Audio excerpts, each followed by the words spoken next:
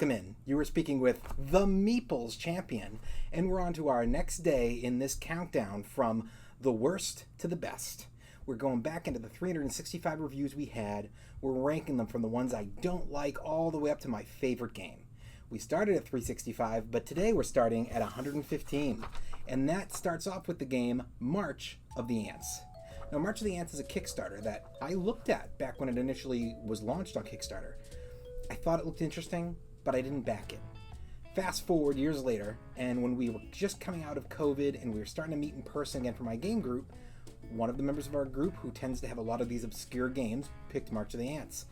Most of the group sighed and were not excited, but I remembered looking at that campaign way back in the day, and I was like, ooh, I remember this looked good.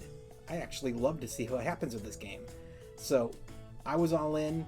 We played the game. It was a combination of area control, a little bit of fighting it out, a little bit, I wouldn't say deck building as much as like card collection and construction of creating new ants, powerful, setup of seeing who has what kind of power levels. It was a really fun game, and most of the people who were there ended up saying that they enjoyed the game. Now, we haven't gotten around to playing this again since, but it is on my list of a repeat. I really want to get this out there again. It's one of the games that, the remainder of this year and for 2024, it's on my list of games I really want to get to the table at least one more time. Number 114, The Crew, The Quest for Planet 9. Now, The Crew is another one of these trick-taking games that gives us a little bit of a shift from the norm. This one is a co-op, which is extremely weird for a trick-taking game. The idea is that you're getting a bunch of different little missions. As you progress forward, the missions get harder and harder, and you're not allowed to communicate. You have little ways to communicate, like a piece of information once in the round. Otherwise, you have to keep playing until you do everything correct, and if you mess up, you have to restart the scenario, and you have to randomly assign what it is you're doing again. It's a really fun game. I loved playing this we played it on Board Game Arena quite a few times. I want to say we went from mission 50 all the way up to mission 25, or maybe even as high as 20, and it's one I own, and I'm really looking forward to getting this back to the table. My board game group loved it, but I think even my wife and my family might enjoy it too. Number 113, We're Doomed. Now, We're Doomed is a game I got at PAX East, and when I got it, I got to be taught the game by the creator. And this was the run of conventions. PAX East was right around the time that this game exploded. The game was brand new and out there. This guy was making a run convention to convention. He had a spot at somebody's booth where he was selling his stuff off. And when he came to our convention, I believe it was the first convention where he completely sold out, and the game really picked up steam. And I really found this game to be fantastic because I've played this with party gamers and they've enjoyed it. I've played this with regular gamers and they've enjoyed it. I've played this with people who don't game very often and they enjoy it. It's a game that can hit for anybody, and for that reason, it's always on my opportunity area. If I'm going to somebody's house for a party, for a holiday gathering, for a family gathering, anything, and I'm bringing a small group of games, this one gets to come. I'm definitely going to be playing this again soon. Love this game. 112, Great Western Trail. This one hurts that it's so low on the list, and the reason I say that is, at one point, this was fighting for my favorite game. It was in my top 10. I was picking it on a regular basis. Now, I like the concept of the game. The problem I ran into is two things. One, there's an expansion for this game, and I looked into it, and to me, the expansion, I don't even understand how it does anything fun. I completely have ignored the expansion. I have no interest in it at all. The other side of it is, I don't feel it works very well at 2-player. And it's only kind of okay at 3-player. It's a 4-player only game. There's a bunch of ways to play through the game. And if you're playing 2-player, you find that, at least in my opinion, and the way I play the game, that let's say there's 10 potential scenarios of ways to fight in this game. In 2 players, there's really only 2 scenarios. You're either going to be going in on the I'm trying to get more cows and deliver more that way, or I'm going to commit to the trains. And if you don't commit to one of those and your opponent has, you can't win. I played my wife many times. I love to change up my scenario and how I play, and I would just get crushed every time. And I thought it was because she was better than me, and to be fair, she probably is. But what I actually found was that unlike a 3-player game, which opens it up a little bit, and especially a 4-player game where it completely widens open, in a 2-player game, you're still playing the same run yourself. You just have fewer people competing with you for things. And when there's fewer people competing, the trains and the cows become optimal. And so that really ruined it as a game I could play a lot. So I love this game at 4-player, but it becomes a hard game to get to choose because I need to know, if I'm picking it for game night, it needs to be 4-player. So I can't have all 5 of us there. I don't want only 2 or 3 of us there. I need it to be always 4. And then outside of that, I can't pick it with my family because it's not a game that they really like. And my wife, who enjoyed the game, I can never play with her because I don't have 2 other players to play with us, and I don't like it at 2. So that's why it's dipped a bunch. I still really like it at 4-player. It's just very hard to get a game out at 4-player. 111, Wingspan. Now, I had heard about Wingspan for a long time. This was a game that was talked up huge, and then it was starting to be attacked by people because, oh, you're overhyping this game, and I just had never played. I had it for my Nintendo Switch. I had gotten that, like, the day I got Nintendo Switch for Christmas, I bought Wingspan and was like, oh, let me try it, and I didn't get it. Then we got to play this game this year, and I finally saw what people were talking about. There is so many different potential strategies to be going with. There's so many ways to use your cards and your turn, and this game really just is a fun hour and a half game. It never feels boring, and it feels like you're completely cornered. You might find that somebody's killing it and that you have to start making preventative picks, but that doesn't mean that they're hurting you. And I just think this is a game that I'm happy I played it. I'd like to play it again. Do I want to own it? No. I think that one person in my group owning it is enough. It's not a game I expect my family or my wife to want to play, but it's a game that for my game group is great. 110, Queen Domino. Now, I am a big fan of these domino games, and Queen Domino does a great job of opening up and having the ability of, well, now we can do construction, we have the dragon, we have the queen. You know, you're still trying to do the basics, though, of here's the 4 options, pick one, put it on your board, get your crowns, try and expand out. I love playing this game. This one to me is fantastic because my wife doesn't like to play King Domino with me because she thinks it's too childish, and this one upped the ante, so this one gave us a lot better of a game to play. Number 109, Obsession. Now, Obsession is part of the reason why Monarch dropped, because to me, while they're very different games, the feel of the world you're within kind of collides here. Not fully, but enough. They're close. And Obsession to me was the better game. So when I got Obsession and I went, oh, well, Obsession's fun. I want to play Obsession. And therefore Monarch is going to dip for me because I'm not going to play both of these themes regularly. So a friend of mine owned Obsession. I really enjoyed the game. It's one that has so many different ways to gather your different types of workers that you're all kind of sharing, which is a unique factor to me. It made me rethink the type of ways that worker placements can go. So this is one that I expect to be picking many times this upcoming year. I would be shocked if it's not requested by other people to be played at least 2 times. I'll be requesting it 2 times because I want to play it and then I want to play it again, because I really think that second play is where I'm going to start to see the different. I'm a multiplay person, meaning I can play a game and have fun, but I may not compete. But that second play, I start to figure out some new strategies. That third play is when I really begin to show I can compete in a game. I have some friends who are really good first play players, and that means that they play consistently, and then by that third play, now we're just on the same page. So I'm excited to get this one out a couple times, see where I can compete with it. 108, DC Comics, the deck building game. Now, this is a nice, quick game. I actually got to play this with my college friends. They were the ones that introduced me to it, and the concept of being able to sit around, have a whole bunch of comic book characters that we all were big fans of, to deck build through, trying to gain up new hands so that you can then go and fight the main villains with it. I love that concept. Now, this is one I played with my wife, and she was fine with it. This is one that I think my sisters, at least one of them, would enjoy. And it's one that I think that my friends could enjoy, but there's so many deck builders of this style now that I'm not sure which one's the right one for that group. But it's a fantastic game. I definitely want to get this one out more often with my friends when I can. 107, Keyflower. Now, Keyflower is a game that I kickstarted a whole bunch of this. I have tried this out with its first expansion. I've never gotten around to the second expansion, but I've played this game at least a dozen times, maybe a couple dozen times, and it's a game that is such a unique factor to me in how you bid with the workers, but you also can use them instead of bidding to go and use an ability somewhere, that you can go not only into the middle where you're trying to gather more stuff for your town, but you're facing the ability to go and put them into other people's towns. But if you do, at the end of the round, all the people placed in either a town or in a card that comes to their town, that player gets to keep, and now they're additional workers the next round. So unique in that fashion to me. I really like it. I'm sure it's been replicated either since, or maybe even it replicated somebody. But for me, I've never played another game that does what this does.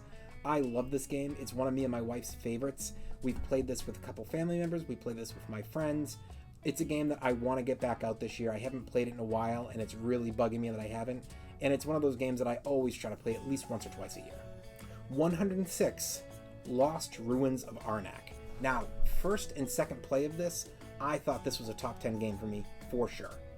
What happened was, I'm a player that I like options, and I like a game that, and I think everybody would agree, it's just you don't always think to say it, you want to play a game that isn't broken. This game feels broken to me. And the piece that feels broken is, you have 3 major areas to go to in the board. You can go after your cards, you can go after more people out on the field trying to move up and beat the monsters, or you can go after going up the research track. In a game that has 3 major spots, I don't like it when you have to go to a spot. You can't ignore that research track. If you do, you will not win the game. You won't even come close. You'll get destroyed. And that to me feels like it's taking an aspect of the game that should be fun and turning it into a chore, and I don't like that. Now, I've been told that the expansion for this solves that dilemma. I own the expansion, I just haven't had a chance to play it yet, so it's one that I'm really excited to get out there and see if this can improve the overall game for me, because if that can really fix that issue, this game could skyrocket back up the list. But for right now, I played this game with my friends, I played this with my wife a few times, I played this on Board Game Arena quite a few times, and I eventually just got to the point where I realized it was bugging me how that game is designed. Number 105, Orleans. Orleans is a fantastic bag builder. Now, this is a bag builder where you're bag building for different types of troops, essentially. It's different types of people that work in your kingdom. And depending on what you pull, it allows you to do different actions for your turn. You have to use combinations to go places. And then whatever is left over stays, and then you pull for your next round again. And it's a really good game. I played it 3 times, I want to say. We played it on 2 different occasions and twice on one of them. And it's a really fun game. I just really got introduced to the bag builder concept this year. I went through 3 different games that I tried for the first time in the past year, and I love it. It's become a mechanic now that I'm looking for. A mechanic that I really want more games of. I don't currently own this game, but I would be willing to buy it. I'm going to borrow my friend's version and see if my wife will try with me. And if she enjoys the game, it's one I would like to add to the collection. Number 104, Teotihuacan. Now, this game is a game I found on Board Game Arena, and I was tempted to back its Kickstarter. It just had a brand new Kickstarter come out this year. It was doing a rethrow of the original game with a huge new expansion. I love the game, but unfortunately, most people I've played with are just not huge fans. It's a bit of an investment. It takes some time. And there's so many levels to follow here. You're moving dice around. The dice, when you move them, get to pop up usually in their pips. If you ever reach a 6, it breaks down to a 1, but you get to go activate something on the board. You're trying to build up your pyramid. You're trying to move up different charts. You're trying to get all these different ways that deliver points. I love this game. It's one that I definitely like to play when I have an opportunity on Board Game Arena, and it's one that I really want to own. I need to find a way to get this in my collection. It's just a bit expensive, and unfortunately, I was at the end of my Kickstarter run, and then this came out, and I was like, I just did my huge investment for the year in Kickstarters. I can't back it. I wish I could have. It was just, you have to have a cutoff or else you'll never stop backing. So it was not one I was able to back, but it's one that I'm going to keep my eyes on, and maybe down the line I'll be able to get this one in the collection, because I would love to play it in person It feels like a game that could easily be, if I could find a few people who really like it, it's a game that could be scraping in my top 50 one day. Number 103, Coup. Coup is a great game because it feels like the concept of when you're playing the Resistance, but it doesn't feel like the length of game and the complexity. You have 5 potential characters you're playing as, each have a different ability, you get 2 of them, you activate an ability, and if somebody doesn't believe you, they can accuse you that you're lying, and you have to show them your cards, and if you don't have it to show, you're going to get new cards, but they lose somebody. One of their cards gets discarded, and they're down to 1. If they do show it, then that one gets discarded, and you're down to 1. You keep playing until eventually there's only 1 person left. So if you're playing a 5-player game, that means 10 characters are out there, so at least 8, maybe 9 have to be wiped out for a player to win. And if you don't have people making the accusations, it's going to help you keep gathering money, and whenever you get up to 10 money, you spend the 10 to choose anybody you want and just kill a character. So it's a really great concept of trying to lie, tell the truth, get money, wipe people out, stay off the grid, not be constantly in people's, crosshairs as the next target. I really like this game. It's one that I used to play with my old board game group. My new game group has played it before, but it's just not a big game for us. But I expect that my wife's family and my family would both love the game because it kind of fills in as a party-esque type game, the way it's played. Number 102, Dinosaur Island, Roar and Write. Now, I love Dinosaur Island, but Dinosaur Island is not one I can play with my wife. It's not one that my sisters want to play. It's just too complex of a game, and they just aren't ready for that style game. To be fair, they're not going to play it enough times to be able to really play it optimally, which means I don't want to play with them either. However, Dinosaur Roar and Write takes the basics of that concept and turns it into just a roll and write style game. I really like this game. My wife and I had a blast playing it. My friends would like to play it too. I think that this is going to end up becoming one of my higher played dinosaur games, and I'm really excited to see how this one plays in the long run against the other dinosaur games I've collected. I have a feeling this one could end up being the number 1 game. Number 101, Welcome To. Welcome To is a flip and write game.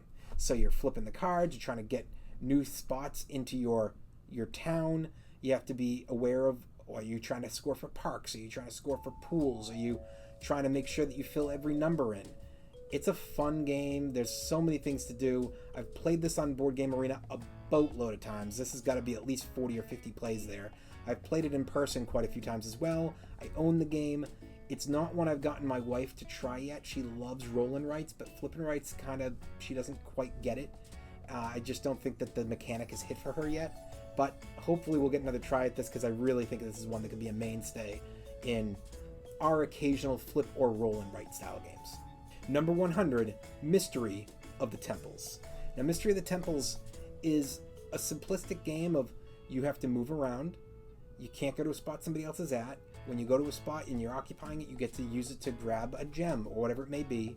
And when you're able to, when you've correctly put them together, you can go and score things and score a card. And you're just basically going until eventually, I believe it's 3 cards are scored, and then you count up your points and see who won. It's a fun game. I had a really good time playing this when my friend brought it to our game night. It's one that we haven't played since, but I think we would agree it's one of the better end of a game night games to bring and play an extra game after we played the long one. I think we'd like to get this one back on the table. Number 99, Role Player. Role Player is another one that I'm happy it made my top 100.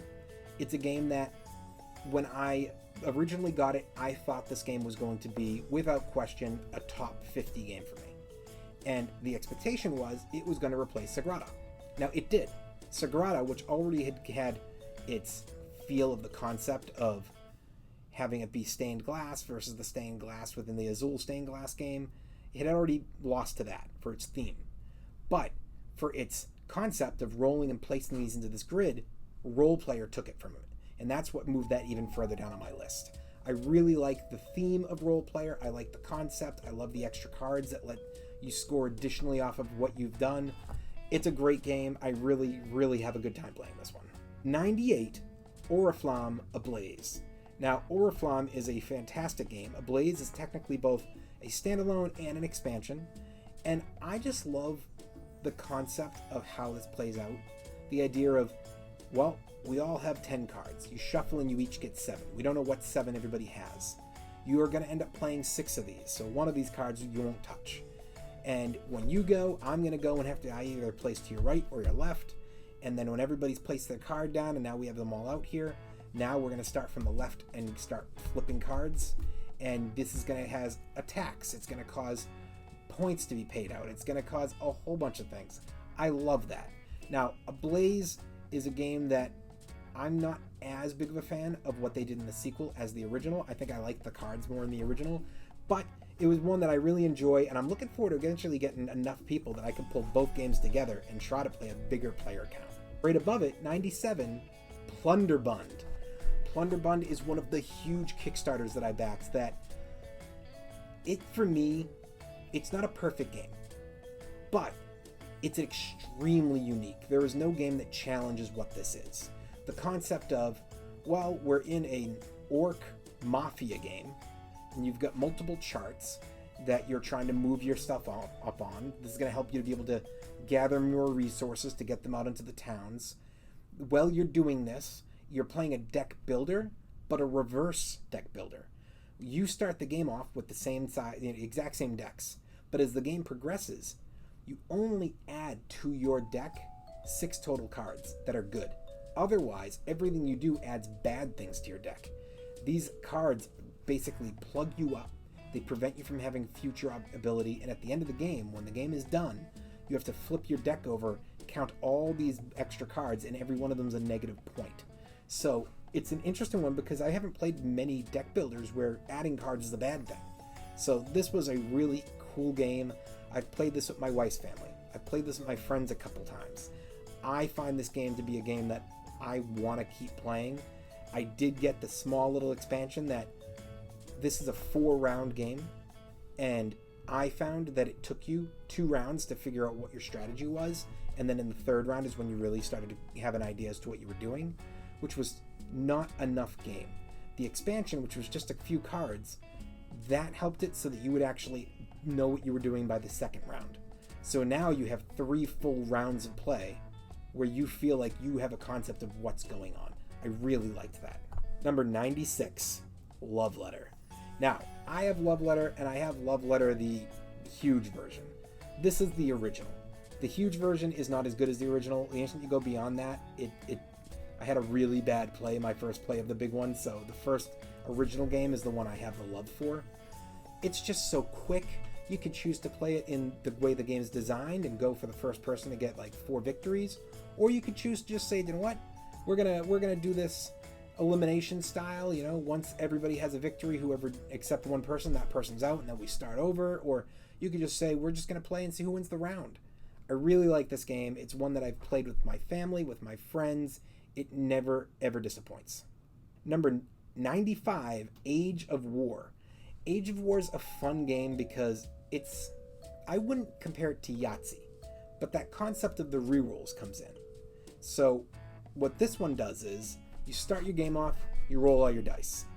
And then once you've made the roll, you pick something on the board that is available, or if opponents have a card but it's not been locked down yet, one of their cards, and you go and you pick one type.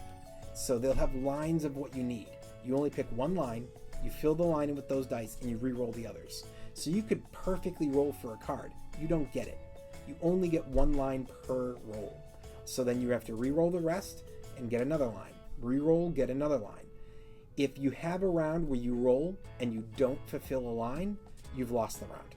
But if you're able to complete the card, you take the card, you put it with yourself. Now, once you've done that, if your opponents want to take it from you, they have to do the original setup you just did, but additionally, there's a little like domino that's in the corner, and that's an additional roll you have to get in order to steal from somebody. You have to steal, well, you don't have to, but you can steal, but you can no longer steal if somebody completes all of the same color.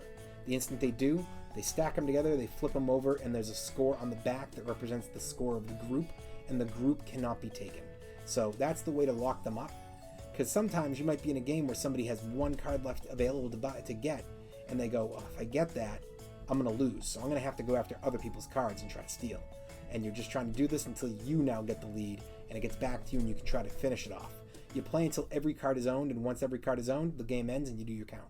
Number 94, Carcassonne. Now, Carcassonne, I'm happy it's still in the top 100. It's a great game. This is not lower on the list because I disliked it. It's lower on the list because when me and my wife were first playing games together, it was one of our top 10 games. But then, as I continued to play and I expanded my collection and I got more games that we could try, this one just kind of quieted for us. And this was a me and my wife game. Now, me and my friends could play this game, but I kind of have this ranked in one of those like types of intro games. Not to say that it's for kids or for beginners only, but that it's a great game to help somebody to come into this concept of board gaming with. So this one and Ticket to Ride and Catan, these are great introductory games that I still like to play them years later. I just haven't taught this to my family or to my wife's family. And my friends, while we all are fine with the game, we have so many games we want to play, it would never make it there. And this one's been replaced by other games through time that we just either have a couple games we love to play or we're trying new stuff. Now, my wife may say, let's go back and play this one. I'm the type that I just don't want to repeat a game when I have other options to try that are new. Number 93, Quicks Deluxe. Now, this was the first roll and write game I played. Maybe not the first ever, but Yahtzee's a roll and write. But for me, once I got back into gaming, this was the first like, oh, that's called a roll and write? I didn't know Yahtzee was called a roll and write. I had no idea. And back in the day, I don't know if they even called it that. I feel like that was an adaptation for a name that came after Yahtzee, and that Yahtzee was just clearly a part of. So I love this game. This is one that me and my wife play a lot. Me and my wife's family play a lot. My friends are the ones that taught me the game. It's one that gets plenty of play, especially on trips in the summer when me and my wife go somewhere with our kiddo. We bring the game with us, and it's one of those games we play when we're in the hotel room and she's napping, or when we're at out for a dinner on vacation and we're waiting for something to come to the table. We'll put this on the table and play. Number 92, Tiny Towns. Tiny Towns I've only played 2 times, but the concept of, well, you have to get this combination in order to go off and to make a certain type of card. So when you do it, you can now drop this card onto your board, aka drop a building. I really like that. This is one that I think my wife would enjoy. I haven't gotten to show this one to her yet, but I actually learned it through my game group and we all had a blast playing it. I think this is one that may get played again in the game group this year, and I'm probably going to see if I can test try it with my wife to see if I should add it to my collection. Number 91, Pan Am. Pan Am was a game that when it was picked, I had absolutely no interest. And then it proceeded to be amazing. The concept of, well, you're trying to buy up routes so that you could fly your planes, and while you're flying them, there's going to be random dice rolls at times that allows the Pan Am to go off and to buy routes, which means you're going to get paid well, but it's taking it from you. The idea that you are competing with everybody else on a kind of a worker placement, but you don't just own the spot. Somebody can now outbid you for the spot, and eventually they get to the top and now it's theirs, but they're paying max price. There's so much with this game that I genuinely enjoy. I think this is one of those games that surprises you at how good it is. I had a shot to get it as Target was doing a $10 for the game sale at one point. However, I played with a group of 5 from my game group. One of them already owned it, and he mentioned this, and the other 3 all bought it for $10. So I kind of felt like I didn't need to buy this when 4 of the 5 of us own the game. The likelihood is this is a game group specific game, and if I really want to play with my wife, I can always borrow it. Number 90, Cribbage. I love Cribbage. This is a game that I have played so much through the years. Now, back in my old game group, there was a mainstay. We were playing 3 or 4 games a night minimum. We were playing this weekly. I was probably playing in a year a few hundred games. My wife and I have played it, but it's one that's kind of gotten put to the side lately. But I would love to pull it back out because I know with my family, we all love card games, and this one is one that my sisters could enjoy with me and my wife, that my wife's family could enjoy with us. It's one that is definitely going to be coming back out, especially with trips coming up soon. Number 89, The City. So The City is another one of these deck construction games where as you're going through, you're trying to slowly collect different cards to add them into your city and try to balance out. It's a fun game, but you only play until you have 10 cards total. So that kind of limits you, because by the time you start to get a point running, the game ends. Meaning, oh, I've got a mechanic I think would work, and then you hit like 7 cards, and you're like, oh, okay, I've got it working, but I only get to add 3 more cards. And that's if I'm the one to end the game. So it's a fun game. I really enjoyed my play of it. I have a feeling this is going to be more of one of my Saturday games for when we get our big group together to just play a bunch of games all day long. This is where that fit in last time. It's how I learned the game, and I think it's going to continue to be there for now. But it's definitely one that I would have no problem jumping back into. Number 88. Whew. This was a game that I loved. I took a shot on it. I wasn't sure if it was going to hit for me because it was completely outside my style of game. And when I say that, I mean it was a co-op, which I'm not a big fan of co-op. And the IP was amazing, but I just wasn't sure if I was going to really be pulled into it. The game is called Nemesis. Essentially, Alien. I was the first one to die, and I still had a blast playing this game. The idea of getting together with a bunch of people, the random pulls of when you go into a room, oh, there's a possible alien attack, what's coming out, you know, the possibility of who's gathering what items, doors shutting behind you, getting locked, being together and fighting as a team, or just trying to run and get your secret objective done. The fact you get 2 objectives and you get to choose one at mid-game as to which one you're actually going for. Meaning, you could be more of a good guy, you could be more of a bad guy. It's in your decision to kind of form what you're after. And if you're trying to be the good guy and mid-game comes and things haven't worked out well, you can be like, well, I think I'm going to go bad guy. So I really like this game. It's one that I cannot wait to play it again. I like playing it with my friends. I don't know if my wife would get into it, but I know a couple of my sisters love the Alien universe, so Nemesis would fit great for them. Number 87, another one of these trick-taking games, but this is more classic style, Tournament at Camelot. Now, Tournament at Camelot was a game that we only played 2 or 3 times, but in one night. I really enjoyed this one. I know there's also Tournament at Avalon. My friend owns that one, and I believe they can combine, but the idea of any trick taker always gets my attention, but this one in particular really allowed you to have every game feel a little different depending on what character you were playing at and how it affected your decision making through the game. I have such a good time playing this game. I want to get this one back out, and I want to teach this one to more than just my game group. I think that my friends and my family outside of that night would really like this one. 86, High Heavens. Now, High Heavens was the absolute first thing I ever looked at on Kickstarter, and I kicked myself for not backing it. In the early days of Kickstarter, I would back $10, $15 games. I was afraid of backing a big money game. I didn't know how long I'd have to wait or if I'd never get it. I didn't know enough about it yet. However, as time went on, I went to PAX East, I met the creator, and I found all of it there.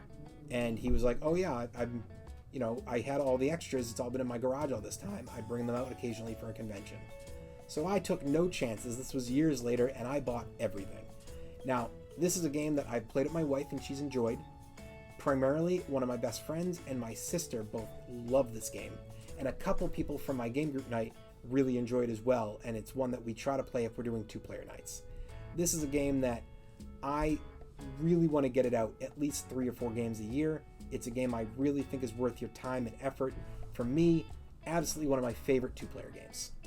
Number 85, Downforce. I'm not a big racing person. I don't watch NASCAR or any racing.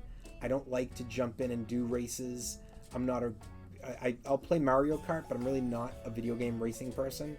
And I don't play many racing games when it comes to board games. But Downforce is designed in such a fun way. And I love to do it tournament style, where you play 3 games in a row and you add your scores together, which is not, I believe, in the rule book. It's just the way I play it. But this game for me is such a blast, and it's one that can work for anybody, so I would love to get this game out at least once, if not twice a year. Number 84, No Thanks. So another one of these small little card games, the idea being that a number comes out and you all have these little chits that count as essentially a minus point for you, and you are trying to bid these onto the card until somebody says, I'll take it. They get the card with all of those. Those are great because they're minus points, so it's going to reduce your number, and you're trying to golf style have the lowest score in this game. But the card Whatever its number is counts as that number for you. Meaning, if you have 12 of those chips on it and the number was a 13, you have negative 12, that's great, that's negative 12, but the card's worth 13, you're getting a point. Where it comes into play here is that some cards are going to line up. So if you have 83 and you have 85, you have 168 points. That's not very good. But if you can get 84, when you have a group, you score based on the lowest in the group. So all of a sudden, 85E43 would score as only 83 points. I love that concept. That works really well for me. It's one that I definitely, when I'm looking at this game, it lets me think in a different way. Now, there are random cards removed, so you never know. You might be having this full plan and not realize 84 is never showing up. It's one of the randoms that were discarded that you never saw. But I love this game. It's one that I can play with anybody. I really want to get this one back out soon. It was one that I picked up both the small version and the big version of. So I actually have one that stays in the house ready to play at all times, and a smaller version that's in my card, holders that we can bring when I'm going out on party type playing nights. 83, Lords of Waterdeep. Lords of Waterdeep was without question a top 10 game for me at one point. This was one that I was playing with my sisters on a regular basis. I was playing it with my friends at least 2-3 times, over the year. Sometimes maybe it might have gotten played as much as 6 times in my old game group. My new game group, we played it a couple times. My wife enjoys the game. My family enjoys the game. I just have so many games that this one kind of got forgotten about. Not because it's bad, but because I played it dozens and dozens of times. So I kind of got bored of it and wanted to go try new. But it's one that I have gone back and said, you know what? It holds up. It's one that's going to be in the collection a very long time, and it's probably deserving of more plays, so that's why it's coming in so high still. Number 82, this is a new game from this year, Tides of Madness. Now, this is a Cthulhu-based game. You're playing through it on a couple different rounds, trying to see who can get what for points. This is fast. You're going to be done with this game in maybe 10 minutes, 12 minutes. I learned this on a Saturday play. I had a lot of fun. It's a game that changes every time because you don't know what random cards are going to be pulled from the deck to be that round's cards. And then when you're done with that round, you move on to the next round and new cards enter. I really enjoy this game. It's one that I think has plenty of Saturday playability for these big game days, but it can easily be added in as like a lunchtime game if you have somebody at work. And I do have a few people that I would love to start trying to see if I can get the occasional game at work done with. And I feel like this is one of the games I would bring in to try to teach. Number 81, Machi Koro. Now, Machi Koro is one of those games where you put a whole bunch of cards out and you're slowly acquiring different types of cards and you're scoring based on the cards that you've acquired. This was so much fun that I went out and bought it a week after I played it. It's one that I think is great for my game night games and for my family games, and I have it as a big targeted game this year that I want to teach my family and my wife's family. Number 80, Fantastic Factories. And this is right with Machi Koro. I'm not shocked they're back to back because it's another one I learned at my game group. I bought it within a week of having played it. It's a game about building out different types of cards and seeing how they can score for you. And it's one that I think that was great for game night, but my family and my wife's family would love it. So it's a game that I have targeted. That and Fantastic Factories and Machi Koro are both games that I am trying to get out for my family to play. Number 79, The Fox in the Forest. Now, The Fox in the Forest is an example of another trick-taking game for 2 players. This is one where every card has an ability on it. You're constantly shifting things up. You have to play round after round of this game because this is going to have a lot of results, and you're trying to see how you can take advantage to get the points needed so that you can try and take this down. And I want to say it's a 3-round game. It's a really fun game. I enjoy it. I think that it's one that's more for my sisters. My wife hasn't really gotten into it, and my friends aren't really big on playing 2-player trick-taking games, but it's one that I've really enjoyed. Number 78, speaking of trick-taking, this was the game that got me into trick-taking games, Wizard. Now, you could argue that, yes, I played Spades and I played Hearts back in the day, but I never thought of them as trick-taking. Wizard was the first game where you were taking a trick and scoring it, and that you were having to count your tricks, and you were having to guess what you were going to hit, and if you didn't hit it, you were losing points. Wizard opened up a brand new world of what card games could be for me, and I will never ignore this game because this to me is the base level teach. Teach Wizard to somebody, and when they get Wizard, now teach them the more advanced trick takers, because this has the same rules in it that every other trick taker will have most of the time, and then those will just add additional things to it along with a theme. This really lacks a theme, but for a basic game, this one for me for trick takers is the same as Catan, as playing a game like Ticket to Ride, as playing so many of these intro games that helps you to learn other games of its style. 77, Blue Moon City. Now, I got to play this on my last Saturday get-together, and I had such a good time. The idea of you're moving around the board, you're using cards to fulfill spots, you're putting your chips out depending on what you did for that fulfillment. You only can fill in based on first, second, third chip. You finish off a spot, and now you're going to get paid extra if you do something next to it. Even if an opponent does it, you'll get paid extra for that. All of what you're doing doesn't really matter as far as you're not getting points. You're getting a new version of things to spend to now spend those on something bigger, and that is what you use to go actually do the center. And it's the first person to get 4 spots on the center of the city that wins. So you have all these things you're placing out for all the different spots are on the board to pay out, but the city, all that matters is the first person get 4. So I love it. It's a great game. It's one that I really want to get my wife and my sisters to try. My friends finally gave it a try and they enjoyed it. 76, Patchwork Express. Now, Patchwork is actually one of the games I'll be competing in at the World Series of Board Game this year. I'm really excited for that one. It's a game I feel pretty confident about. I played in 2 different tournaments at the PAX East this year for Patchwork, and I actually made it to the semifinals and the finals in those 2 different tournaments.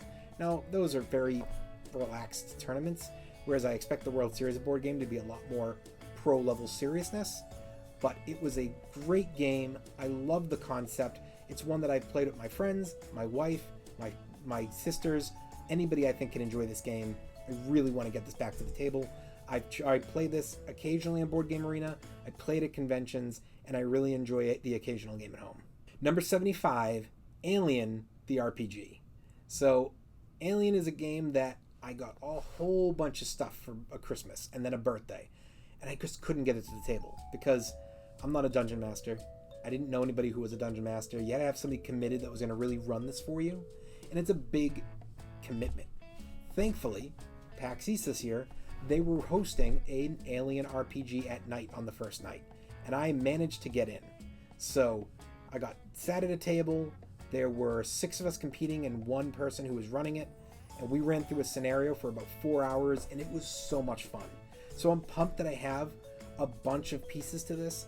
It's one that I really want to try and find a group to get together, and I don't want to play this one time.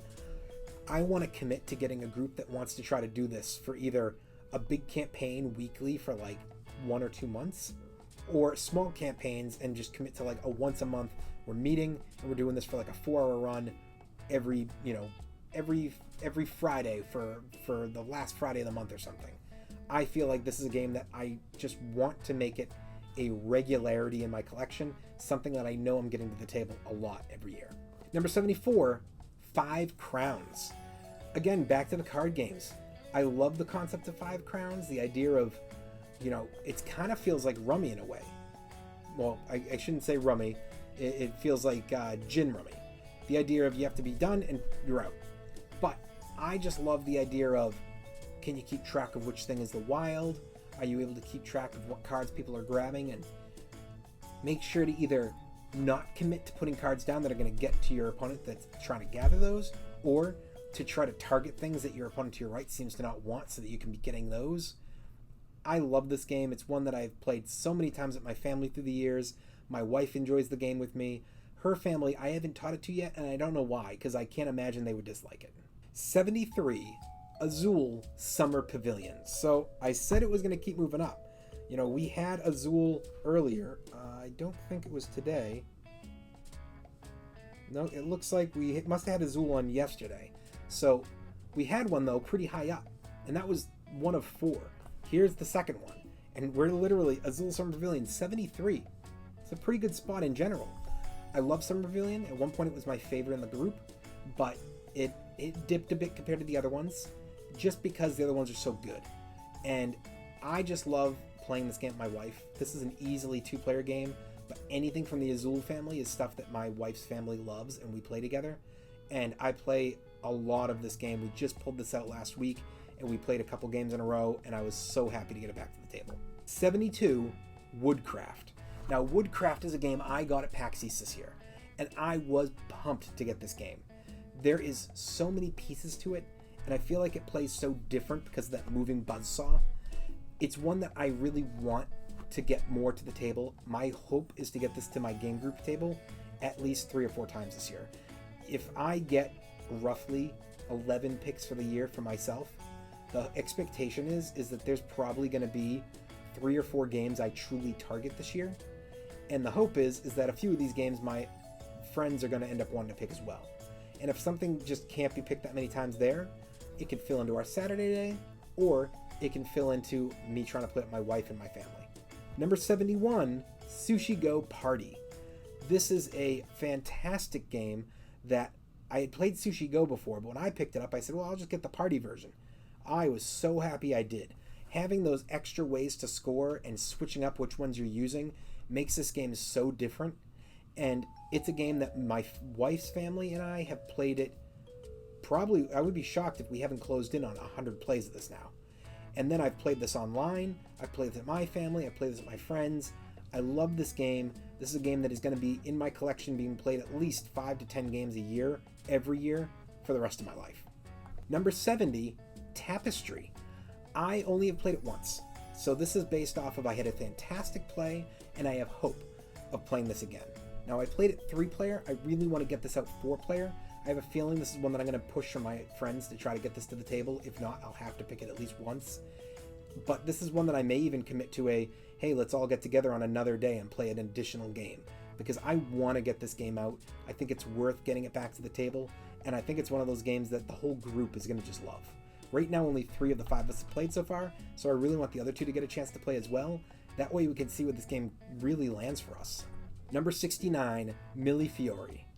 Millefiori is another game that I got from PAX East, and this is a game that, for me, it's not quite Azul. There's a lot more going on, there's a lot more options, but it has an Azul feel to it. I guess it's the style of how the components look and the way you place them and everything. I really like this game. This is one that I think is going to possibly make a push-up, not in my game group, but in my family. I think this is one that could make a challenge to the Azul family for a game that could be really one of our favorites to play of this style. Number 68, King Domino. Now, we talked about Queen Domino earlier, and I mentioned how my wife prefers Queen Domino. I like Queen Domino, but King Domino for me, I don't need the extras. I like just the basic version of King Domino. I played this with my friends. I played this with my wife. My wife prefers Queen Domino, so that's where we tend to go with her. But I played this on Board Game Arena a lot. I just like the simplicity of this game. She points it out as being more for kids. She's not wrong. It's a great intro, but I don't feel like it's for kids alone. I love playing this game for an adult game. I think that it works out great. I think that the Queen Domino brings in things that are fantastic, but you can lose some people with that one. And this one, for me, is the one I prefer to go to of the 2. Number 67, Cytosis, a cell biology board game. This is one that a friend of mine owns that we've played on a couple occasions. I really like this game. The way that you have to figure out how to take control of where you go in the body to allow you to increase your total number of workers or to try to score for spots. It was one that when I saw it, I had no interest, and then we played it and I loved it. I definitely have been pushing to try to get this back to the table. I don't know if this will ever be one I buy because I think I'll only play with this board game group, but it's one I absolutely love. And the last one, number 66 today, Unition. Now, Unition was one of the games that I haven't actually played yet. This is one of the Kickstarters that I chose to watch some playthroughs, read as much about as I could, and I did a review because I needed some reviews and I was running low on games. Unition I am going to be getting in soon, and this is a game that my excitement level is at an all-time high. There are games that I get excited about, and admittedly in the past, sometimes I get excited and I'm like, oh, it's top 5 for me. And then it comes in and maybe it's like top 20. And then after a few months, it's like a top 100. This is a game that I'm not getting too excited for it. I'm trying to be a little bit more level-headed about it. So I think 66 is a fair spot to place it. But when I looked at the game, I said, I know my group of friends is going to love it, and I think my wife and my sisters are going to enjoy it. And that, to me, gives me enough excitement that I cannot wait to play it. And I hope when I do that it at least maintains, maybe even moves up a little bit. Maybe it won't, I'm not sure, but I'm excited for the possibilities. Well, this has been games 115 through 66. We have been reaching into the depths of games I want to play multiple times this year. But we're starting to get close to the games I love. Tomorrow, when we start hitting up numbers 65 through 16, the expectation would be, hopefully, that these games are going to be the ones that I just can't get enough of. That these are the games that I am going to be saying, I have to play this. It's my favorite games. But we'll see.